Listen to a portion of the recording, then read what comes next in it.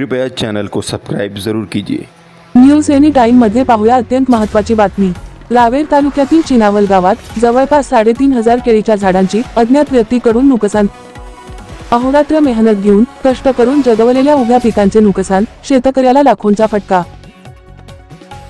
रावेर तालुक्यातील चिनावल येथील सावदा रस्त्यालगत असलेल्या खेमा पाटील यांच्या शेतात सदरील घटना घडली आहे। काही वर्षांपूर्वी देखील असाच प्रकार घडला होता, त्यात देखील अज्ञात व्यक्तीकडून केळीच्या पिकांचे नुकसान करण्यात आले होते। या घटनेने संपूर्ण परिसर हादरला आहे। रात्रीचा फायदा घेऊन अज्ञात व्यक्तींनी तब्बल 3,500 केळी झाडे कापून टाकल्याने शेतकऱ्याचे लाखो रुपयांचे नुकसान झाले आहे। नुकतीच लागवड झालेली ही केळीची बाग एका रात्रीत उद्ध्वस्त करण्यात आल्याने परिसरात संतापाची लाट उसळली आहे। मिळालेल्या माहितीनुसार शेतमालक खेमचंद कामा पाटील यांनी मागील मे महिन्यात कर्ज काढून केळी लागवडीसाठी मोठा खर्च केला होता।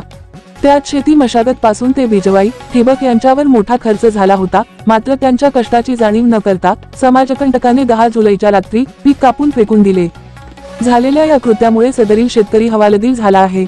माहिती मिळाल्यानंतर सावदा पोलीस स्टेशनचे सहाय्यक पोलीस निरीक्षक विशाल पाटील, पोलीस उपनिरीक्षक विनोद पाटील, पोलीस कर्मचारी मझहर तडवी आदींनी पंचनामा केला।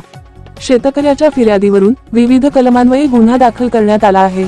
या घटनेबाबत चिनावल मंडळ अधिकारी अमोल चौधरी यांनी तहसीलदार रावेर यांना माहिती दिली असून अज्ञात आरोपींविरोधात कडक कारवाई व्हावी अशी मागणी केली आहे। परिसरातील शेतकऱ्यांनी घटनास्थळी एकत्र येत तीव्र संताप व्यक्त केला असून हे कृत्य करणाऱ्यांचा तातडीने तपास लावावा आणि त्यांचा बंदोबस्त करण्यात यावा अशी मागणी केली आहे।